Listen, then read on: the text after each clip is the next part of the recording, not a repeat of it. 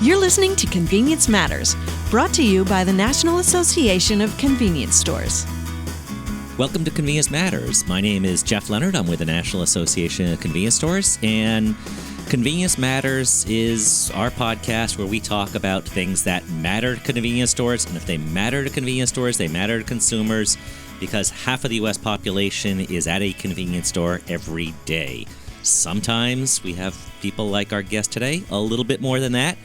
But before that, let me introduce our regular co-host, John Eichberger. John Eichberger with the Fuels Institute and NACS, and like Jeff said, Convenience Matters. We're talking about things that power you, power your car, keep it going day to day. 160,000 transactions a day is a lot of people going to convenience stores, Jeff. It is, John, and that means on average, somebody goes to a convenience store every other day. And if you don't go to a convenience store every other day, that means somebody's making up for it. And we're delighted that we have our guest today. His name is Frank Beard. And he did an experiment recently where he went and ate gas station food for 30 days. And I don't mean sampled. That was his sustenance. So one of the things we know that you are on the road all the time, so you're a perfect candidate for this. And thank you for joining us on phone, on travel. So you did an experiment. You ate gas station food for 30 days, and you wanted to find out, first off, so why did you do this and what happened? Well, I got the idea for this because, I've heard people complain for so long that eating out is unhealthy. And, it's the truth of the matter is there's nothing uniquely special about eating out that makes it unhealthy. You can be unhealthy going to the grocery store if you buy the wrong things. So I wanted to go through, a sort of experiment and put myself in what I thought would be the most difficult situation for 30 days and prove that the choices you make does matter, that you can eat out and be healthy. And that's why I chose gas stations, because I'm on the road 4 to 5 days a week, so I'm constantly eating in restaurants, and it's just not that difficult. But with gas stations, I thought that would present a real challenge, especially since I sometimes don't know where I'm going to be for the next week until 3 or 4 days ahead of time. And when you looked at gas stations, you don't own a gas station, you don't work in the industry, you just thought, hey, this is what I'm going to do because I'm on the road virtually all the time, and I know that convenience stores are everywhere I go. Yeah, I have no connection to any convenience stores. This was just an idea that I had one day. I blog a lot about health and wellness because I used to be 80 pounds overweight, so it's a topic that I'm pretty passionate about. So, Frank, once you started on this project, what were your kind of guardrails, your objectives? What was it you were trying to make sure you were able to do when you were going through the experiment? Well, I was really looking at two things to tell if I was successful. Number one, I was really afraid of putting on weight because, like a lot of people, I had this perception of convenience stores as really unhealthy places to eat food. So I gave myself 5 pounds of, basically a buffer zone of 5 pounds. So if I started at 163, and if I stayed within that, I figured that would be pretty reasonable. But then the second thing I looked at is just how do I feel? Because it doesn't matter what you weigh if you feel miserable. If you're tired, sluggish, and just have a mental fog about you, I don't think that's particularly healthy. And that's what I was concerned about. But I tracked everything on MyFitnessPal. I wanted to see what am I eating every day, how many calories am I consuming, and I allowed people to follow me on there so they could watch what I was doing. So when you're traveling, when I travel, I fly someplace, I get in a car, I drive to a conference center, I sit down, I stand up, I talk to people, I sit back down, I drive to the hotel, I eat, and I go to the airport. You're more of the fitness side. So when you're doing this 30 days, what type of activities were you doing? If you're evaluating your health, were you out exercising while you were on the road, or what types of things do you fill your days with? Yeah, I actually did a lot of running. That was a mixture of going out to running trails and sticking on the treadmill in the hotel if I wasn't in an area that had anywhere good to run.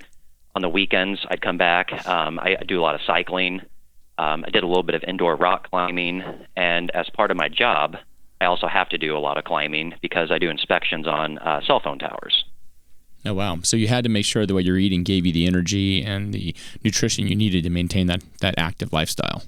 Exactly. So I was particularly concerned with that because with the amount of physical activity I was doing, if I didn't eat enough calories, then that was going to be a real problem. And you don't want to bonk when you're on top of a cell tower. No, that'd be a terrible idea. So here you have this experiment, 30 days of gas station food, and you kept it up when you returned too. It wasn't just on the road. Then you come back and it's gas station food, breakfast, lunch, dinner, snacks in between. Oh, definitely. And 30 days of this, or I guess a little bit more than 30 days, what was the outcome? You started out at 163. You were hoping to maintain that within a couple pounds. What was the end result? Yeah, I really wanted to stay at 163 pounds. This wasn't any sort of Jared activity. I wasn't trying to lose weight by eating somewhere. I just wanted to prove that I'm already healthy and I can come in and do this and come out just fine. But the interesting thing is I ended up losing 6 pounds over technically 33 days. I just extended it a few days so I could use my scale at home when I returned. And I lost 6 pounds as a result. I just toned up a little bit and honestly felt great when I was finished. So I'm looking at your website, and I see that you've got a daily log of everything you ate. But can you kind of summarize what were the things you were looking for when you went to a convenience store? What types of food options were you trying to fill your diet with? Well, the first thing I tried to look for is fruit and vegetables because I eat a tremendous amount of that in my normal diet. And I knew if I'm going for 2 or 3 days without something that I'm used to, that might make me feel a little strange. So I'd usually buy those whenever I found them. But otherwise, I was looking for healthy snack bars that don't have a lot of sugar. I was trying to find a lot of sparkling water, instead of drinking soda. And really just look around to see if anyone is selling anything that's creative or looks tasty, because obviously I can't eat snack bars for 30 days. Or I could, but I wouldn't enjoy it very much. So a lot of made-to-order food. I was also kind of on the lookout for that as well. Places like Sheetz, how you can order just about anything that you can think of. And so overall, you're based in Des Moines, so you obviously have experience in Iowa, but I think you were out in a total of 9 states altogether. And so, yeah, that's so right. you saw a lot of gas stations out there. Do you have any feedback for them in terms of what enticed you in terms of thinking about it now? I might like to see you had things this way, whether it's how you market things or merchandise, or how do you communicate along the way? Is it about price? Is it about merchandising? Is it about what enticed you? Well, price is always important, but I think what consumers are most interested in is quality. You don't have to be the largest convenience store. You don't have to have the biggest selection of products. But if I know that I'm going to go in somewhere and get quality products that are reasonably healthy, that's where I'm going to go.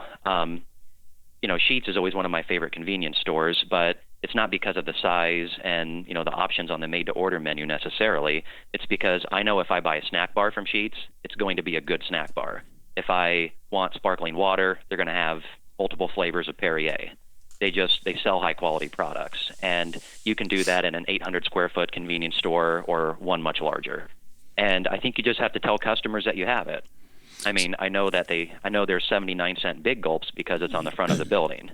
What I don't know is that there is fruit and vegetables in the cooler inside, unless I actually go inside and see it for myself. So when you started off, did you have any expectations about what you would find? Were you pretty confident you'd be able to maintain your healthy diet throughout 30 days, or were you a little suspicious about it? I was actually pretty suspicious. I chose convenience stores specifically because I thought it would be a difficult environment. So for me, and in fact, it was difficult the first week in Texas just because I was on the outskirts of Dallas and Fort Worth and encountered a lot of locally owned, more independent convenience stores. But after that point, I started to see that the industry as a whole has started to move in the direction of selling healthy food. And that's one of the most interesting things that came out of this experiment because I just didn't expect that, and I had no idea that was happening. I thought one of the interesting points that you made was you talked about everybody knows that there's a value-priced drink inside or something like that because they communicate that. So going through your experience and not knowing, okay, I'm in this city, I have no idea what the major brands are in this city, and I have no idea what those brands offer. Is there any advice that you have, broad picture, for retailers, how they might communicate to people like you that they sell what you're looking for, whether it's but before you walk in the store. So is there an app, or is what other means can they communicate their healthy offer? Well, I've seen a couple examples that worked pretty well. Pilot has a number of stores called PJ Fresh locations, and I believe there's 15 of them around the country. But if you're driving along on the interstate and you see one of the signs that lists all of the convenience stores that are coming up on exits, they actually use the logo for PJ Fresh on those signs. And I mean, everything about the name, from the way it sounds and the way it's designed on the logo, you can tell this is a higher quality convenience store. And I thought that was particularly interesting. Rickers in Indianapolis does the same with some of their new stores that have a made-to-order food section with burritos and bowls. That's kind of like a Pancheros restaurant. They actually advertise that on those signs. But otherwise, I was mostly finding convenience stores through Google Maps, and that can be a little difficult. I think the biggest thing is they need to make it clear when you look at the building that they actually have healthy food, because oftentimes I'd make my decision driving down a street and looking at what's available in like 3 or 4 blocks. And so if there's no sort of signs that are out front or any sort of indication that I'm going to find better options inside, you just don't know unless you go look. Right, and then you just focus on which one is the right-hand turn that's not across exactly left lane, across busy traffic. I'm hungry, what's easy? And if that's your decision-making model, you may not be able to find what you want to find. Well, Jeff, I think one of the things that I'm picking up from Frank is some of the things we've spoken with in previous episodes. We're talking about healthy food options. It's how do you communicate with your customers? If you're a convenience store operator, you have a healthier item selection. You want to sell those products. You don't want them sitting on the shelf gathering dust. So how do you move them? You need to communicate. And it's, customers like Frank aren't the buy one, get one free customer for the most part. They're looking for options of value and taste and nutrition quality. It's a mindset that our industry needs to rethink. And how do we market and communicate what we're offering? Yeah, and we hear from retailers, Frank, I put in fruit and nobody bought it, so therefore it's not right for our stores. But I think your experience is very illuminating in that you have to tell them, and it's not necessarily waiting for them to come inside the store. It's not necessarily waiting for them to come to your lot. It's having those highway signs. It's having those billboards for people to see, and then using the right words. If you just say food, people are going to think food. If you say fresh, people have a different mindset. And that's absolutely true. There's certain words that sort of trigger a image in your mind of what you're going to find in the convenience store. Come and Go in Des Moines is a good example. They've started using basically different labels on all of their food that they're making for breakfast, lunch, the sandwiches, the fruit, everything. They have created their own labeling system for it, and it uses the word market fresh. So when you see that, you automatically have the idea that you're buying high quality food. But that's right, a lot of stores just aren't really advertising this, and I think that's why people don't really know that it's out there. And I've went out and spoken to people and asked them what they think. I was at the farmers market in Des Moines one day and was randomly asking people what they thought about eating at gas stations for 30 days. And there were maybe a handful that thought it was possible. Everybody else thought I was insane. Well, I think that's also part of the intrigue in why this has been your experiment, that a traditional blog kind of caught fire. And then it evolved to media coverage, and it evolved to local media coverage, a little bit of national media coverage, certainly convenience store media coverage. How did all that start? What was the first thing? Did the local media in Des Moines call you up, or did you reach out to them? Is there a way that you can tell retailers what is possible with media relations? Yeah, the whole thing really started because I was in a race here in Iowa. It was one of those obstacle course races that's sort of like a Tough Mudder or a Spartan race. And there was an individual from Channel 13 in Des Moines who happened to be in the same race. And I think he saw some of my photos on Instagram, saw that I'd linked to my 30 Days of Gas Station Food account, and he just thought it was a fantastic idea. So we ended up meeting up to film a segment, and then that was picked up by some of the local affiliates for NBC and went from there. So that's pretty much how that started. And I think some of the attention came from my post on Reddit as well. I maintain daily diaries on there, and those actually became pretty popular as far as folks following where I'm at every day and what I'm eating and where I'm going.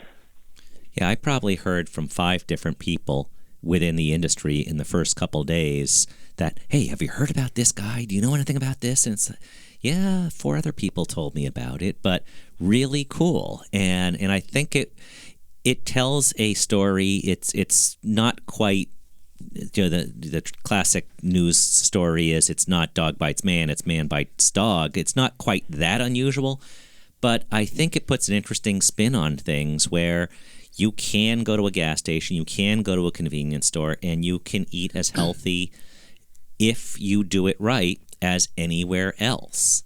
And this is the interesting thing I found too, because I'm on the road 4 to 5 days a week, and so I'm always looking for healthy food. And I think that the fast food industry as a whole has largely dropped the ball on this, because you go into a lot of stores and you see, maybe 2 or 3 sort of token menu items that don't really seem particularly healthy, and you get the sense that maybe they're trying to keep their own customers from leaving who are starting to get health conscious, but can now say, but now there's a salad on the menu, it's okay if I keep coming back. Whereas convenience stores, on the other hand, when I go in some of these stores like Quick Trip with a K or Sheetz or Rickers even, you get the sense that there's been a very large decision at a management level to go forward with healthy food, and it's not just a couple items, it's like a full-blown effort. And that's what surprised me about this, is I simply had no idea this was happening. Well, I think it was interesting to see. Your point's well taken, because I've talked to some retailers and on both sides of the spectrum in terms of, okay, so we want to attract the health-conscious customer, but we can't abandon our bread-and-butter customer. And it's a balance. You have to offer choice and selection. That's what convenience stores do better than anybody. We offer options. So the customer that wants to come in and have a chili cheese dog and a Coke, they can. Customer wants to come in and have something healthier, they can as well. And it's absolutely critical for our industry to approach both market segments simultaneously. Question I have for you, Frank, is you mentioned early on that you found some surprises.